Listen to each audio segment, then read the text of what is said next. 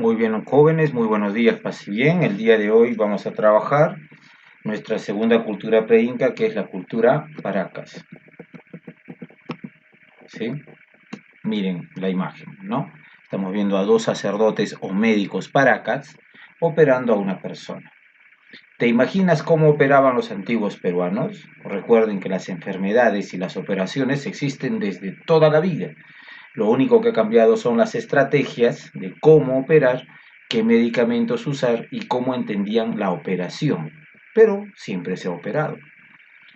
¿Cómo crees que realizaron las perforaciones en la cabeza los Paracas? Ya en la imagen estamos distinguiendo un poco cómo lo hacían. Dentro de un rato lo vamos a explicar. ¿Crees que las operaciones hoy en día son iguales a la de nuestros antepasados? Por supuesto que no. La forma de operarlos es diferente en la actualidad a cómo se hacía hace 2000 años atrás. ¿En qué radica esa diferencia? Hoy día nos vamos a enterar. ¿Para qué estudiamos este tema? Para identificar información sobre hechos concretos en fuentes de divulgación y difusión histórica. Reconocer las principales características de la cultura Paracas. Muy bien. Recuerden que nosotros no podemos estudiar la historia del Perú de una manera desordenada, tiene que seguir un orden. Y estamos estudiando desde las culturas más antiguas a las culturas menos antiguas en el Perú pre-inca. Ya estudiamos la cultura chavín, ¿sí? Y hoy día, según la línea de tiempo que les estoy mostrando en imagen, estudiaremos la cultura Paracas, que sigue la Pucara, el Salinar, la cultura Lima, la cultura Mochi. Ustedes van mirando cómo vamos a ir trabajando en los siguientes temas. Muy bien, fíjense acá.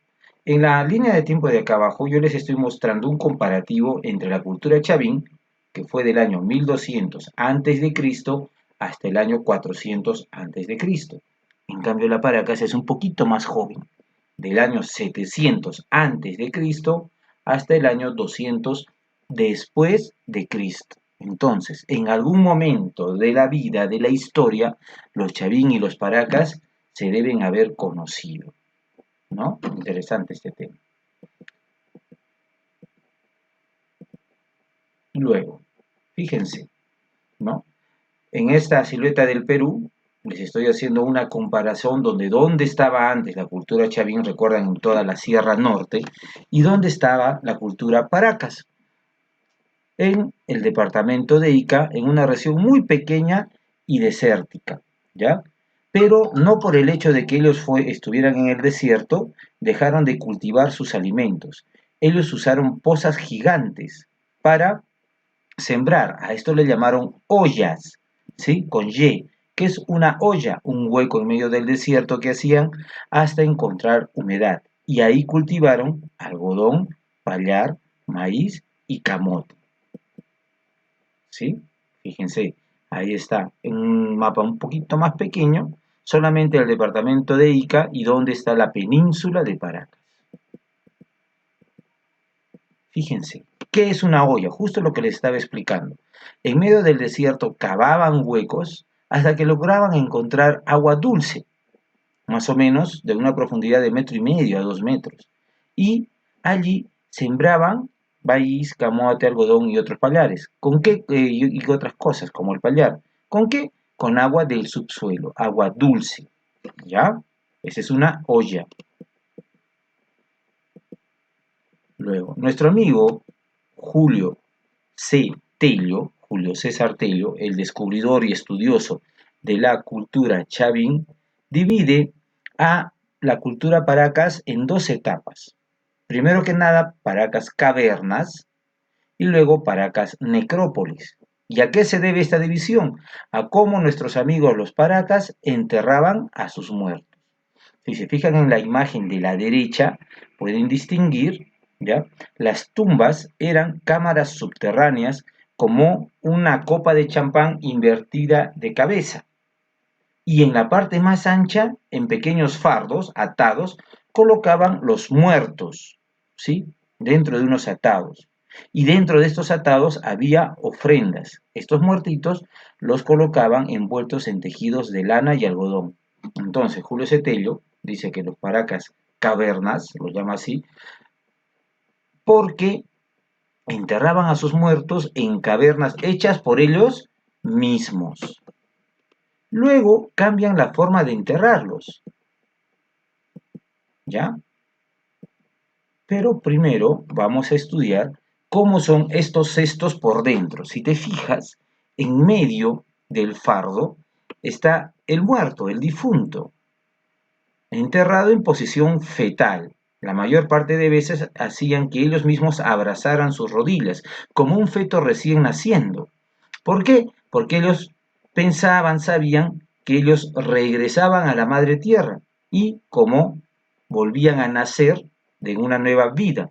Por lo tanto, los enterraban con sus utensilios de cerámica, con alimentos como el maíz, la yuca, el maní, el payar, y encima de estos, de su cadáver, hacían fardos, hacían atados. En la imagen de la izquierda tenemos 3 atados, uno encima de otro. ¿Con qué fin? Con el fin de proteger el cuerpo de la tierra, de la arena del medio, y este cuerpo no se deteriore, no se destroce, no desaparezca, porque ellos tenían la idea de que si el cuerpo se destrozaba, desaparecía, el muerto no resucitaba en una nueva vida.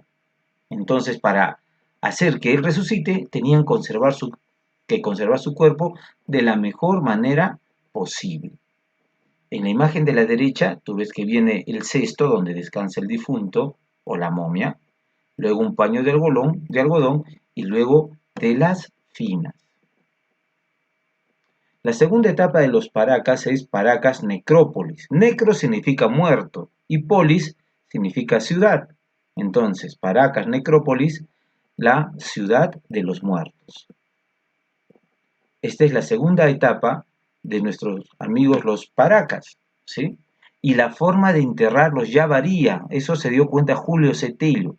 Dijo que los difuntos eran enterrados en construcciones rectangulares y semisubterráneas que parecían habitados por muertos. De allí viene el nombre de necrópolis, la ciudad de los muertos. Fíjate, son 3 pequeños cuartos y en cada cuarto hay una momia ya descubierta, ya sin sus mantos. En la parte superior derecha hay un dibujo sobre la misma fotografía que tú tienes acá abajo. ¿Sí? Entonces, primero tenemos paracas cavernas, como está en la esquina superior izquierda, una copa de vino invertida a la mitad. Y luego viene paracas necrópolis, pequeñas ciudades como laberintos, donde cada montículo es un fardo y un muerto diferente. Muy bien, ¿qué es la trepanación craneana? Fíjense, en esa época como ahora existían guerras entre diferentes tribus y como peleaban con mazos, como una especie de martillos de piedra, les golpeaban en la cabeza y les hacían huecos. Entonces, para que no muera el soldado, le hacían una trepanación craneana. ¿Qué es? En el cráneo le hacían un hueco con esos instrumentos que tú tienes ahí, generalmente era de una piedra llamada obsidiana, ¿ya? Era una piedra muy filosa, ¿sí? Y vidriosa. Hacían cortes profundos y precisos, hasta llegar, sacar todo el hueso molido, todo el daño, y encima lo tapaban con láminas de oro o calabaza. ¿Por qué oro? Porque el oro es un metal que no se oxida, ¿sí?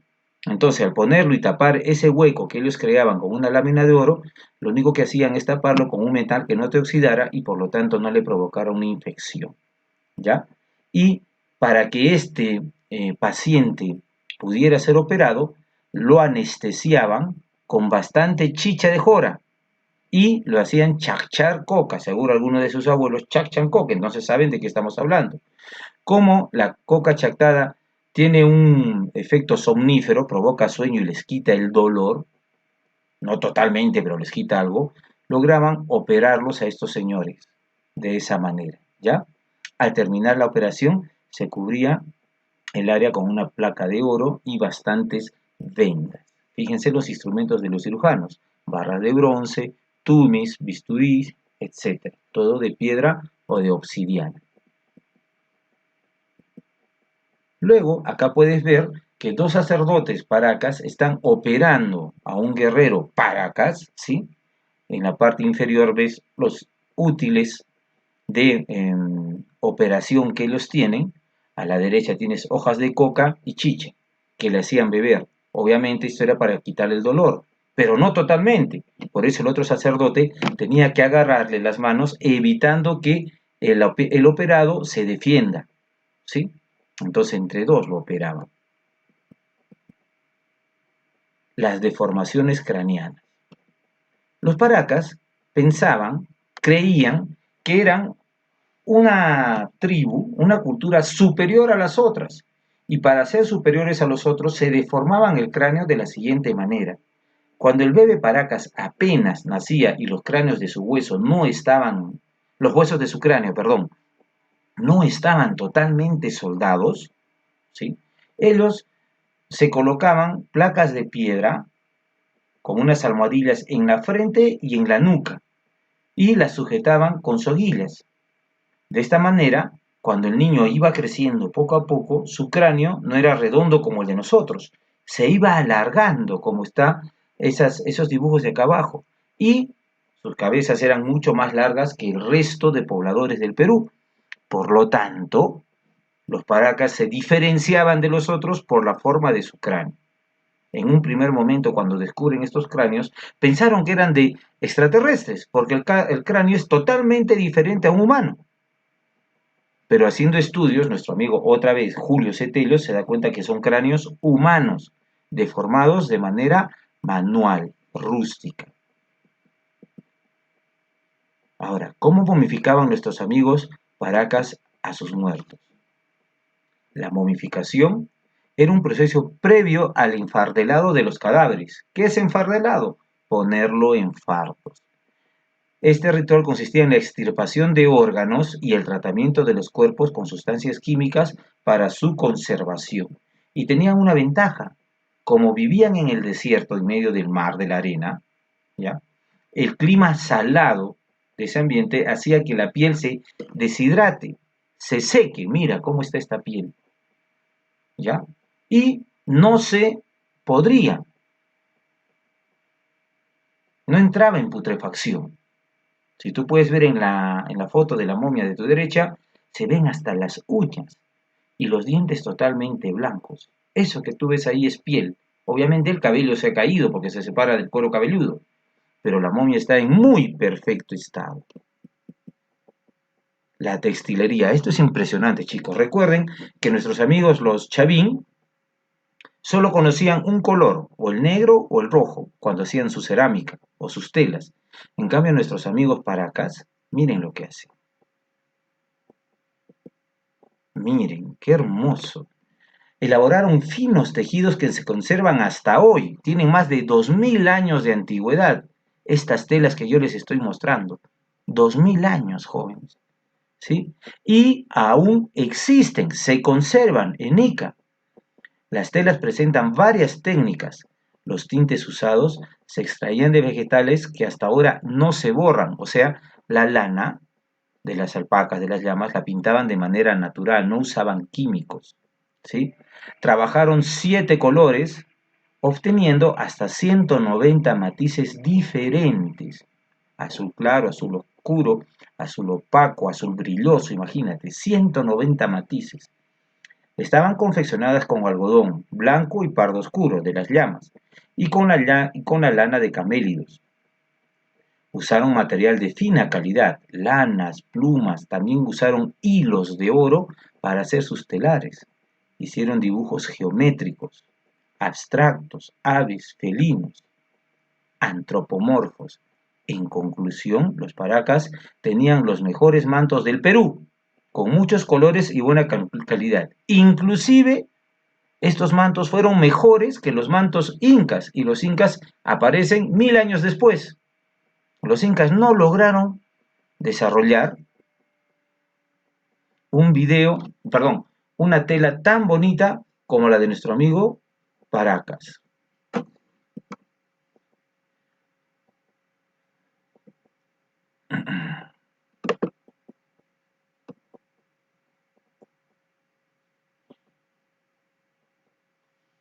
conquistadores del desierto.